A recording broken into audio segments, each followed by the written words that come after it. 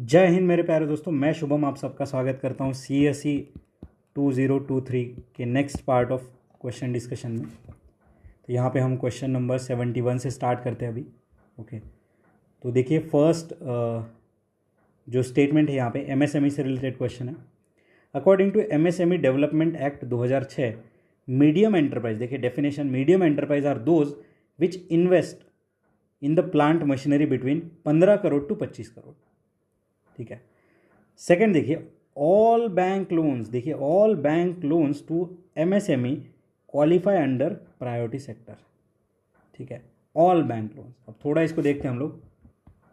अब यहाँ पे देखिए दोस्तों, ये रिवाइज MSME क्लासिफिकेशन, ठीक है, इन्वेस्टमेंट एंड टर्नओवर से रिलेटेड है। देखिए माइक्रो, स्मॉल, मीडियम। यहाँ पे देखिए 1 crore investment, 5 crore turnover, investment 10 crore, 50 crore, 20 crore, 100 crore. ठीक है। अब मैं एक्सपेक्ट नहीं करता कि ये सारे डेटा हमें याद होने चाहिए, बट एक देख लीजिए कि ये 1 है तो यहाँ पे 10 है और ये 20 है, 5, 50, 100। ठीक है, तो यहाँ पे इंटू 2 हो रहा है, यहाँ पे इंटू 2 हो रहा है, यहाँ पे इंटू 10 हो रहा है और यहाँ पे इंटू 10 हो रहा है। इस तरीके से मैंने याद रख रखा था। तो यहाँ पे अगर हम देखेंगे तो मीडियम की बात करिए तो मीडियम में देखिए 20 करोड़ इन्वेस्टमेंट और 100 करोड़ टर्नओवर। तो यहाँ पे तो वो डेटा दिखा ही नहीं हमें, तो ये हट गया। And all the bank loans नहीं दोस्तों, यहाँ पे कंडीशंस अप्लाई होते हैं, सारे बैंक लोन जो है PSL में नहीं आते हैं। तो यहाँ पे सिंपली हमारा आंसर क्या आ गया, नीदर 1 एंड 2। अब इसके टेक्निकल एस्पेक्ट में नहीं घुसना है कि भाई कौन से लोन आते हैं कौन से नहीं आते हैं, नहीं। यहाँ पे आंसर है हमारा डी। आगे बढ़ते हैं सेंट्रल बैंक डिजिटल करेंसी के बारे में। Central bank digital currency news में था, प्रीलिम्स के पहले बहुत ज़्यादा, करंट अफेयर मैगजीन्स में भी कवर्ड था, न्यूज़पेपर में भी आया था। ठीक है, इट इज़ पॉसिबल, पॉसिबल यानी हमारा फेवरेट वर्ड भाई सही हो गया, समझ लो, possible to make payment in a digital currency without using US dollar और स्विफ्ट सिस्टम। तो अगर हम हमारा खुद के सेंट्रल बैंक का डिजिटल करेंसी बनाएंगे तो US डॉलर की क्या ज़रूरत पड़ेगी भाई, तो पॉसिबल तो हो सकता है। फिर अ digital currency can be distributed with a condition programme into such a time frame for spending it.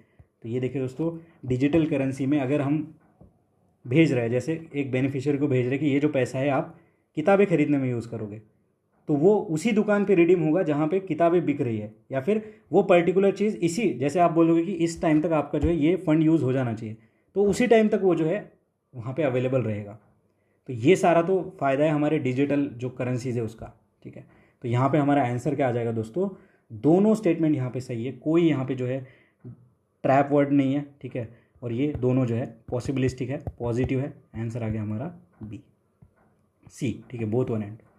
फिर बीटा क्या है भाई, बीटा क्वेश्चन टफ है। अगर आपने शेयर मार्केट का बहुत अच्छा खासा ज्ञान होगा तो आप इस कंसेप्ट को समझ सकते हो, बट एवरेज एस्पिरेंट्स के लिए जो इतना ज़्यादा इसके बारे में अवेयर नहीं होते हैं, उनको थोड़ा ये टफ लग सकता है।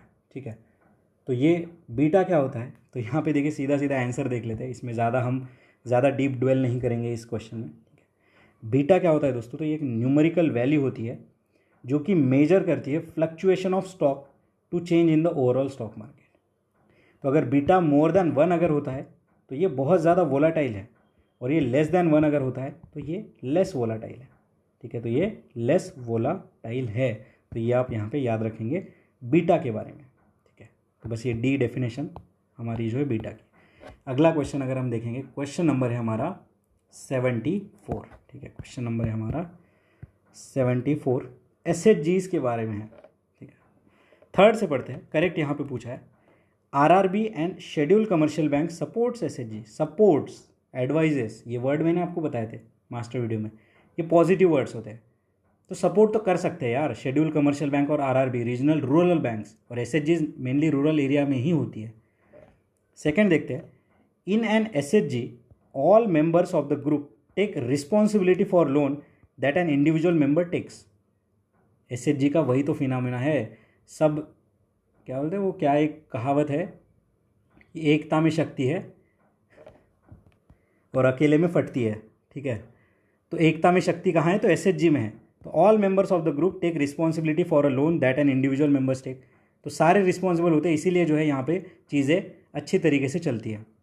फिर आता है first statement, SHG program was originally initiated by SBI by providing micro credit to financially deprived. Word देखिए दोस्तों, ओरिजिनली, स्तूपा वाला क्वेश्चन याद करिए, और ऐसे बहुत सारे क्वेश्चंस में आगे दिखाने वाला जहाँ पे ओरिजिनली वर्ड इन्होंने दिया है और वो गलत है, ठीक है। अब ये क्या पता वो जानबूझ के देते हैं, बट ये ट्रेंड है, ठीक है। ये देखिए दोस्तों, यहाँ पे ये गलत है क्योंकि एसएचजी प्रोग्राम इनिशियली नाबार्ड ने सपोर्ट किया था 1986 में, ठीक है, नाबार्ड ने।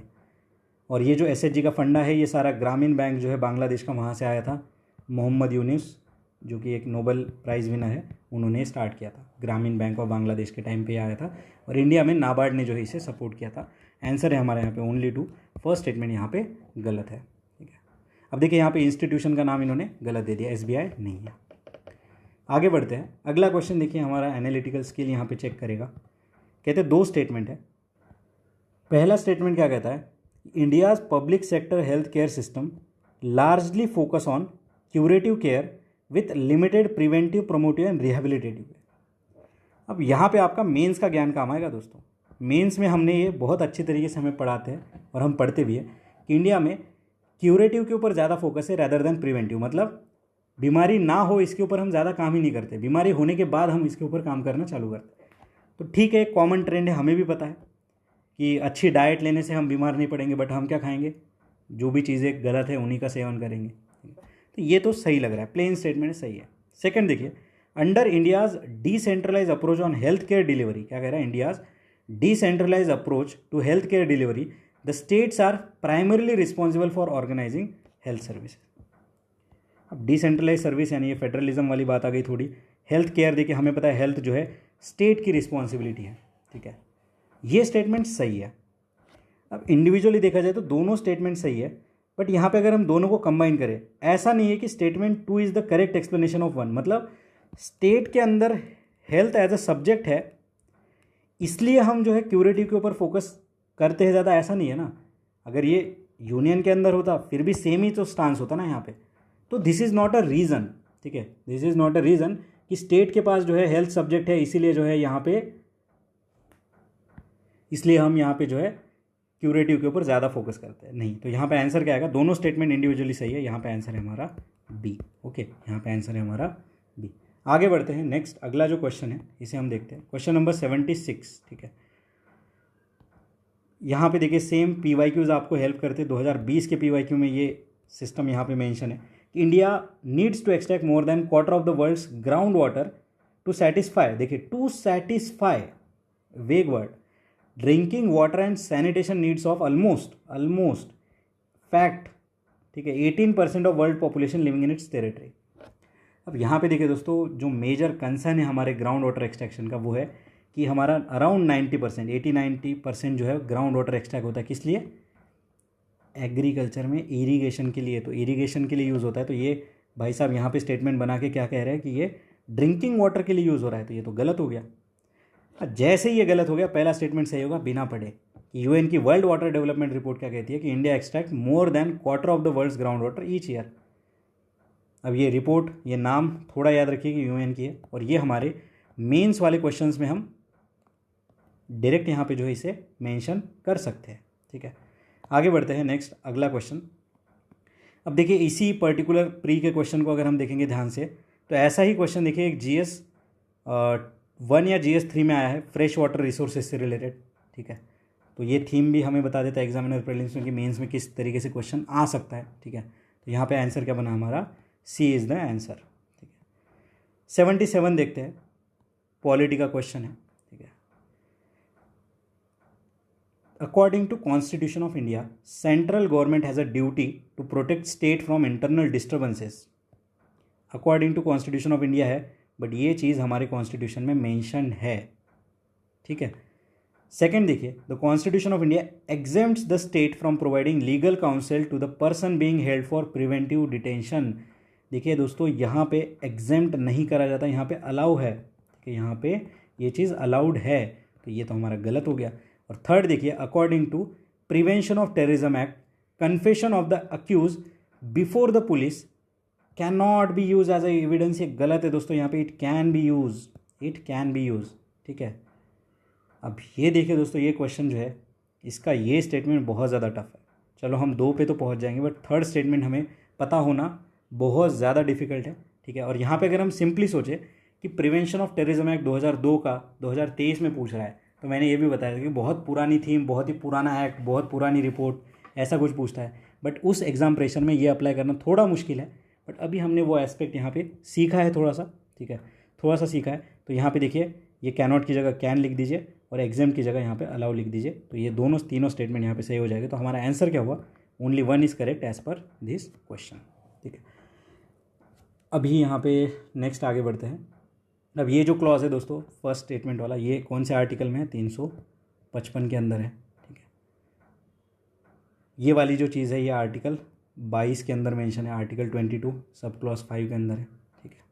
और ये जो प्रिवेंशन ऑफ टेररिज्म एक्ट है ना दोस्तों, ये रिपील भी हो चुका है 2004 में, ठीक है। ये 2004 में ही रिपील हो चुका है। अगला क्वेश्चन हम देखते हैं। बहुत इजी क्वेश्चन मैं कहूँगा इसे, करंट अफेयर बेस है कि ऐसा कौन सा देश है जिसमें बहुत ज़्यादा सिविल स्ट्राइफ हो रही है, फूड शॉर्टेज है, ठीक है, और रिसेंट पास्ट में न्यूज़ में था। तो सीधा सीधा आंसर है दोस्तों सोमालिया, ठीक है। ये बहुत ज़्यादा इजी क्वेश्चन मैं कहूँगा, ठीक है। बाकी अभी आपका होमवर्क है अंगोला, कोस्टारिका और यूकैडर, इसे आप मैप पे ज़रूर देखें, ठीक है, वर्ल्ड मैप के ऊपर, ठीक है। यूकैडर कहाँ है, कोस्टारिका कहाँ है और अंगोला कहाँ पे है। नेक्स्ट आगे बढ़ते हैं। अगला क्वेश्चन है हमारा, फर्स्ट स्टेटमेंट है हमारा, in India the biodiversity management committee are key to the realization of objective of Nagoya protocol. देखिए, Nagoya protocol, Cartagena protocol, Aichi biodiversity target, सब शंकर IAS में मेंशन है, ठीक है। तो देखिए, ये जो बायोडाइवर्सिटी मैनेजमेंट कमेटी है, ये हमारे बायोडाइवर्सिटी एक्ट ऑफ 2002 के अंदर बना था, ठीक है। और ये क्या है, ये हेल्प करती है to realize the objective of Nagoya protocol. और नगोया प्रोटोकॉल क्या है, ये बायोडाइवर्सिटी प्रोटेक्शन से रिलेटेड है। नेक्स्ट देखिए, हैव अ इंपॉर्टेंट फंक्शन। देखिए, ऑब्जेक्टिव और फंक्शन मैंने बताया था, बायोडाइवर्सिटी मैनेजमेंट, बायोडाइवर्सिटी कंजर्वेशन, यहाँ पे क्या कह रहा है, determining the access and benefit sharing including the power to levy collection fees on the access of biological resource within jurisdiction. अब देखिए, बायोडाइवर्सिटी मैनेजमेंट कमेटी अगर बायोडाइवर्सिटी एक्ट के अंदर बन रही है तो उसके बाद इतना तो पावर होगा कि फ़ी ये सब चीज़ें लिवाई कर पाए। तो सीधा सीधा सिंपल क्वेश्चन है, ठीक है, डायरेक्टली शंकर IAS से भी सॉल्व हो सकता है। एज इट इज स्टेटमेंट हमें वहाँ नहीं मिलेंगे, बट अप्लाइड नॉलेज अगर हम लगाते तो यहाँ पे आंसर पर पहुँच जाते हैं। आंसर है हमारा both 1 and 2 is correct here. अगला क्वेश्चन देखिए, ये मैं कहूँगा कि ये क्यों ही बनाया, कैसे ही बनाया। तो देखिए, 4 स्टेटमेंट है हमारे प्रेसिडेंट ऑफ इंडिया के इलेक्शन से रिलेटेड। अब यहाँ पे हम थोड़ा देखते हैं कि इसमें से करेक्ट कितने हैं। देखिए दोस्तों, यहाँ पे एक ही स्टेटमेंट करेक्ट है, वो है 4th नंबर वाला। मैं बहुत टफ क्वेश्चन कहूँगा इसे, खुद जो इलेक्शन कराते हैं उन्हें भी इस क्वेश्चन को थोड़ा देख के टाइम लगेगा इसे सॉल्व करने में। प्रेसिडेंट ऑफ इंडिया से, इंडिया के इलेक्शन से रिलेटेड क्वेश्चन है। The value of a vote of each MLA of Puducherry is higher than that of the Arunachal Pradesh because the ratio of total population to the total number of elective seat in Puducherry is greater as compare to Arunachal Pradesh. तो ये statement सही है, ठीक है। Third देखिए, the value of vote of each MLA in MP is greater than that of the Kerala, ठीक है। Each MP is greater than that of the Kerala. ये देखिए दोस्तों, ये गलत है, क्योंकि MP के जो MLA है इनके वोट की वैल्यू है 131 और केरला के कितने हैं 152। मैं एक्सपेक्ट नहीं करता कि ये क्वेश्चन आप सॉल्व कर पाओ एग्जाम में, बस इसको लिख लीजिए और भूल जाइए, ठीक है। हर क्वेश्चन पे दिमाग नहीं मारना होता, 100 के 100 सही नहीं करने हैं, ठीक है। आगे देखिए, higher the number of elective assembly seat higher is the value of vote of each MLA। अब यहाँ पे अगर हम देखेंगे ना, अगर वोट ऑफ ईच MLA अगर हमें निकालना है, value of vote of each MLA अगर निकालना है, तो यहाँ पे टोटल पॉपुलेशन ऑफ स्टेट होता है ऊपर, और नीचे होता है टोटल इलेक्टेड MLA, इनटू होता है 1/1000। तो अगर इलेक्टेड MLA ज़्यादा है, जैसे ये न्यूमरेटर और डिनोमिनेटर अगर बढ़ रहा है, तो ये तो वैल्यू तो कम हो जाएगी ना। तो यहाँ पे हायर नहीं है, यहाँ पे लोअर है। तो यहाँ पे स्वैप लगा दिया था, बट इतना डिटेक्ट कर पाना मुझे नहीं लगता हमारे बस में। तो ये हायर की जगह लोअर कर दीजिए, ठीक है। और फर्स्ट स्टेटमेंट भी हमारा गलत है। The members nominated to either house of parliament और legislative assembly are also eligible to be included in the electoral college. ये गलत है दोस्तों, नॉमिनेटेड मेंबर यहाँ पे पार्ट नहीं लेते हैं। ये एक क्वेश्चन हम जो है लक्ष्मीकांत से यहाँ पे देख सकते हैं।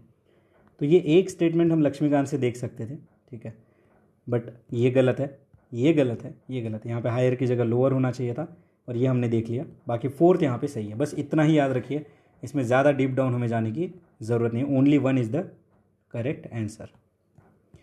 आगे देखते हैं, अगला क्वेश्चन है हमारा, ईजी तो नहीं कहूँगा, टफ है, ठीक है। Alexander Rea, H Longhurst, Robert Sewell, James Burgess and Walter Elliot. इतने सारे नाम दे दिए भाई। ये एसोसिएटेड है किससे? तो देखिए दोस्तों यहाँ पे construction of railways, establishment of churches, establishment of English press and archaeological excavation. इन चारों में से यहाँ पे हमारा आंसर है दोस्तों आर्कियोलॉजिकल एक्सकवेशन। ये सारे आर्कियोलॉजिस्ट हैं, ठीक है। इसमें से देखिए ये जो वॉल्टर इलियट है ये विजयनगर से एसोसिएटेड है, ये विजयनगरा से एसोसिएटेड है, ठीक है। और यहाँ पे जो रॉबर्ट सेवेल है इन्होंने एक बुक लिखी थी the forgotten empire, the forgotten empire. इन्होंने एक बुक लिखी थी फॉरगॉटन एम्पायर। तो ये बुक का नाम आप याद रखें, क्या पता अगले एग्जाम में आ जाए। और ये पर्टिकुलर बुक देखिए सीडीएस में रिपीट हुई है, सीडीएस में आई थी एक बारी। ओके, नेक्स्ट आगे बढ़ते हैं। अगला क्वेश्चन आर्ट एंड कल्चर का ही क्वेश्चन है। साइट्स है and it is well known for. 3 site है यहाँ पे, बेसनगर, भाजा एंड सित्तनवसल, ठीक है। अब इसके बारे में थोड़ा जान लीजिए। देखिए सित्तनवसल ये जैन केव्स है, ये तमिलनाडु में लोकेटेड है, इतना ही याद रखिए इसके बारे में। भाजा देखिए दोस्तों ये पुणे में लोकेटेड है, ठीक है, और ये बुद्धिस्ट श्राइन है। बेसनगर देखिए दोस्तों ये शैवाइट साइट नहीं है, ये वैष्णवाइट है। शैविज़म को वैष्णविज़म से स्वैप कर दिया, ठीक है। अब यहाँ पे बुद्धिज़्म को जैनिज़्म से भी कर सकते थे, बट सित्तनवसल नितिन सिंघाने में मेंशन है, भाजा 11th क्लास की फाइन आर्ट में मेंशन है, बेसनगर ओल्ड एनसीईआरटी में मेंशन है। टफ क्वेश्चन मैं कहूँगा, ईजी नहीं है, ठीक है। अब ये बेसनगर देखिए दोस्तों ये विदिशा जो है एमपी में, ये इसी का नाम है बेसनगर, ठीक है। अब बेसनगर में देखिए यहाँ पे ग्रीक एम्बेसडर थे, ठीक है, ग्रीक एम्बेसडर हेलियोडोरस, ठीक है, ग्रीक एम्बेसडर हेलियोडोरस। इन्होंने एक पिलर बनाया था in the name of Lord Vasudeva, Vasudeva. तो ये है बेसनगर, पिलर भी इसे कहते हैं। तो ग्रीक एम्बेसडर हेलियोडोरस ने पिलर बनाया था लॉर्ड वासुदेवा का। तो ये वैष्णवाइट साइट है, एमपी में है। तो ये हमारा गलत है यहाँ पे, ठीक है। फर्स्ट हमारा गलत है, इट इज़ नॉट अ शैवाइट। यहाँ पे आंसर क्या है हमारा? Only 2 is correct. नेक्स्ट देखिए यहाँ पे आगे बढ़ते हैं। Statement 1, 7th August is declared as national handloom day, ठीक है। और it was 1905 that Swadeshi movement was launch on the same day. दोनों स्टेटमेंट सही है और दोनों एक दूसरे के करेक्ट एक्सप्लेनेशन है। यहाँ पे आंसर है हमारा ए। इसमें ज़्यादा कोई जानने की हमें ये नहीं। अब 7th अगस्त यहाँ पे डेट है, ये गलत भी दी जा सकती थी। और टफ क्वेश्चन में कहूँगा कि इतना याद नहीं होता कि 7th अगस्त को ही नेशनल हैंडलूम डे हम मनाते हैं। तो टफ क्वेश्चन में कहूँगा, बाकी इससे रिलेटेड इन्फॉर्मेशन हमने देख ली, यही है। ज़्यादा कुछ इसमें हमें रिलेवेंट इन्फॉर्मेशन नहीं मिली। अब देखिए 7th अगस्त में ये कलकत्ता टाउन हॉल में मीट हुई थी, ठीक है। तो तब ये जो है यहाँ पे डे सेलिब्रेट किया गया था। अगला देखिए क्वेश्चन, ये भी थोड़ा ऑफ टॉपिक में कहूँगा, नेशनल फ्लैग ऑफ इंडिया से रिलेटेड है। One of the standard size of national flag of India is 600 by 400 millimetre. ये गलत है दोस्तों। ये फ्लैग कोड जो है हमारा नेशनल फ्लैग कोड, इसमें ऐसा कोई मेंशन नहीं है कि स्टैंडर्ड साइज ये होगा। फिर देखिए the ratio of length of the height of the flag shall be 3:2। ये यहाँ पे करेक्ट है दोस्तों। ये जो पर्टिकुलर स्टेटमेंट है ये हमारा यहाँ पे करेक्ट है और ये वाला हमारा गलत है। तो यहाँ पे आंसर क्या आ जाएगा कि सेकंड स्टेटमेंट इज़ करेक्ट, ठीक है। यहाँ पे क्या है? सेकंड स्टेटमेंट इज़ करेक्ट हमारा, ठीक है, और फर्स्ट स्टेटमेंट इज़ रॉन्ग, ठीक है। तो बस इतना याद रखिए। ये क्वेश्चंस में ज़्यादा हमें वैल्यू एडिशन नहीं मिला यहाँ पे। फिर नेक्स्ट हम अगला क्वेश्चन देखते हैं, क्वेश्चन नंबर 85, ठीक है। ये क्वेश्चन बड़ा इजी कैटेगरी का मैं कहूँगा दोस्तों आपको, ठीक है, कि constitution day is celebrated on 26 नवंबर। हम प्रीएम्बल में भी पढ़ते हैं कि 26 नवंबर को हम सेलिब्रेट करते हैं to promote the constitutional values, ठीक है भाई। पर ये वाला देखिए कितना एब्सर्ड बनाया। अगर आपने पॉलिटी लक्ष्मीकांत एक बार भी अगर पढ़ा है ना तो आप इस क्वेश्चन को ईजिली सॉल्व कर लोगे। कहता है 26 नवंबर 1949 को, जो कि ड्राफ्टिंग कमेटी यहाँ पे जो है फॉर्म हुई थी। भाई 26 नवंबर 1949 को कॉन्स्टिट्यूशन बन के रेडी हो गया था। जब रेडी हो गया था तब थोड़ी ड्राफ्टिंग कमेटी बनाएंगे। ड्राफ्टिंग कमेटी तो 29 अगस्त 1947 को ही बन गई थी। तो अगर ये कॉमन भी हमें पता होता कि इस दिन तो एडॉप्ट हुआ था, तो क्या वो एक सेकेंड में थोड़ी बना दिया कॉन्स्टिट्यूशन, ठीक है। तो under the chairmanship of doctor BR Ambedkar सही है, ठीक है। अब देखिए ये क्वेश्चन जो है ना, ये पर्टिकुलरली इसका हिंट हमें PYQs में बहुत बार मिलता है, बट ये बहुत ही नॉर्मल क्वेश्चन है। ये जैसे ही ये गलत हुआ हमारा, तो आंसर क्या आ गया? आंसर आ गया यहाँ पे C. Second statement is wrong, first statement is correct. अगला क्वेश्चन हम देखते हैं। ये भी बड़ा कॉमन सेंस वाला क्वेश्चन ही मैं कहूँगा। Switzerland is one of the leading exporter, क्या कह रहा है, Switzerland is one of the, देखिए वन ऑफ द, ये वर्ड्स आप ध्यान रखिए, leading exporter in terms of value. Second देखिए, Switzerland has the second largest gold reserve in the world. भाई यहाँ पे इंडिया रह गया, रशिया रह गया, यूएसए रह गया, कनाडा रह गया, इतने बड़े बड़े देश है, और ये इत्तू सा, और ये इतने बड़े बड़े देश रह गए, और ये इत्तू से देश में, ठीक है, इतना बड़ा गोल्ड रिजर्व होगा क्या? इतना कॉमन सेंस यहाँ पे लगाना था, ठीक है। और यहाँ पे अगर हम देखेंगे, इसी लॉजिक से मैंने जो है ये क्वेश्चन जो है सॉल्व किया था, और यहाँ पे अगर हम देखेंगे तो लार्जेस्ट रिजर्व कहाँ है गोल्ड के, तो गोल्ड के लार्जेस्ट रिजर्व है ऑस्ट्रेलिया में, और उसके बाद है हमारे रशिया में, ठीक है। तो ये याद रखिए, ऑस्ट्रेलिया में सबसे ज़्यादा है। तो इस हिसाब से सीधा आंसर क्या आ गया, मैंने ये स्टेटमेंट गलत माना, आंसर क्या आ गया, C. Statement 1 is correct and statement 2 is incorrect. Next आगे बढ़ते हैं, जो अगला क्वेश्चन है, देखिए कॉमन सेंस से क्वेश्चन सॉल्व हो रहे हैं। ये देखिए क्वेश्चन कहूँगा मैं, इस पर ना हमें ज़्यादा लोड लेना है, ना ज़्यादा इसको सोचना है, क्योंकि ये क्यों ही बनाया गया समझ नहीं आया। ये रिसेंटली कह रहा है, recently USA and European union has launch the trade and technology council, ठीक है, लॉन्च किया होगा। सेकेंड स्टेटमेंट क्या कह रहा है, US and EU claim that though this they are trying to bring technological progress and physical productivity under their control. ये statement गलत है, ये वाला सही है, ठीक है। आंसर इसका हमें पता चल गया, सी इज़ द आंसर, ठीक है। तो यहाँ पे जो है ना, ये कंट्रोल वंट्रोल कुछ लाना नहीं चाहते, ये common values, technology and bilateral trade को बढ़ाना चाहते हैं, कंट्रोल की बात यहाँ पे नहीं है। ऐसा इस एग्रीमेंट को पढ़ने के बाद पता चला है, और मुझे नहीं लगता कि इतना डिटेल में कोई एस्पिरेंट यहाँ पे पढ़ता होगा। ये क्वेश्चन ऐसा है जिस पे हमें ज़्यादा टेंशन नहीं लेना है। आगे बढ़ते हैं, 88 नंबर का क्वेश्चन है। ये देखिए, India accounts for 3.2% of the global export of trade. Data, ये डेटा गलत है दोस्तों, यहाँ हम 1.8% ही ट्रेड करते हैं, और जैसे ही ये गलत हुआ, आंसर क्या आ गया, आंसर क्या आ गया हमारा, डी। और मेनी लोग, अब देखिए ये कितना एक नॉर्मल सा statement, many local company and some foreign companies operating in India have taken advantage of India's PLI scheme. तो लिया होगा, फॉरेन कंपनी भी अगर यहाँ पे आके प्रोडक्शन कर रही है, तो सम कंपनीज बोला ना, ऐसा नहीं कि ऑल कंपनीज बोल दिया या फिर ऑल लोकल कंपनीज बोल दिया। तो आंसर क्या आ गया यहाँ पे हमारा, डी। फर्स्ट स्टेटमेंट हमने करेक्ट करके देख लिया, 1.8% यहाँ पे, तो ये गलत हो गया। अगला देखिए, क्वेश्चन नंबर 89 हम देखते हैं, ठीक है। स्टेबिलिटी एंड ग्रोथ पैक्ट, जैसे देखिए हमने वो US एंड EU का वो एग्रीमेंट देखा, ऐसे ही ये स्टेबिलिटी एंड ग्रोथ पैक्ट है यूरोपियन यूनियन का, इससे रिलेटेड क्वेश्चन है। ये भी, इसमें भी हमें ज़्यादा दिमाग नहीं लगाना कि यार ये क्या पूछ दिया, क्योंकि आगे चल के ऐसा अफ्रीका का कोई ग्रोथ एंड स्टेबिलिटी पैक्ट उठा के पूछ देंगे तो हम वो थोड़ी पढ़ने वाले, ठीक है। तो कुछ क्वेश्चन होते हैं जो कि नहीं करने होते और उन पर ज़्यादा दिमाग नहीं लगाना होता, ये उनमें से है। फर्स्ट स्टेटमेंट देखिए, it limit the level of budgetary deficit of the countries of the European union. तो यहाँ पे देखिए, limit the level of budgetary deficit of the countries of European union, तो बजटरी डेफिसिट कम करने के बाद स्टेबिलिटी आएगी ये सही है। और यहाँ पे जो सेकंड एंड थर्ड स्टेटमेंट है दोस्तों, second and third statement, makes the country of the European union to share their infra facility and enable the country of European union to share their technology, ये दोनों statement गलत है। ये इतना detail में जब ये पैक्ट पढ़ेंगे तब ये चीज़ें हमें समझ आ रही है, ठीक है। ऐसे हम इसके आंसर तक नहीं पहुँच सकते, यहाँ पे आंसर है 1 ओनली, बस इतना ही इसके हिसाब से हमारे काम का था।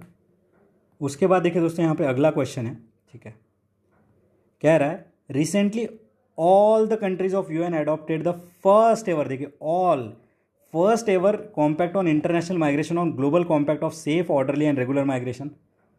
देखिए दोस्तों, ये सारे कंट्रीज़ ने अडॉप्ट नहीं किया है, ये गलत है, ठीक है। अब यहाँ पे कितनों ने अडॉप्ट किया, अगर 85 कंट्री है तो क्या इनके नाम हम याद रखेंगे, नहीं। ये समझना है कि कैसे क्वेश्चन बना है, ये मैंने आपको बताया भी था IR वाले थीम में कि सारी कंट्रीज़ को साथ में लाएंगे। फिर क्या कह रहा है, तो objective and commitment are binding, ये हमने एनवायरमेंट वाले में देखा था, लीगली बाइंडिंग है या नहीं, तो बाइंडिंग होना बहुत मुश्किल है, लोग यहाँ पे अडॉप्ट करेंगे ही नहीं उसे, ये गलत है। It address the internal migration and internally displace people and also in its objective and commitment. देखिए ये इंटरनली डिस्प्लेस नहीं दोस्तों, ये इंटरनेशनल जो माइग्रेंट्स है ना, इनसे रिलेटेड है, ये इंटरनेशनल माइग्रेंट से रिलेटेड है। तो यहाँ पे आंसर क्या आ जाएगा हमारा, D. None is the answer here. ठीक है दोस्तों, अभी 90 क्वेश्चंस हमने डिस्कस कर लिया है, ठीक है। इसका जो करेक्ट फॉर्म में हमने देख लिया। अभी नेक्स्ट क्वेश्चन हम अगले वीडियो में डिस्कस करते हैं। धन्यवाद।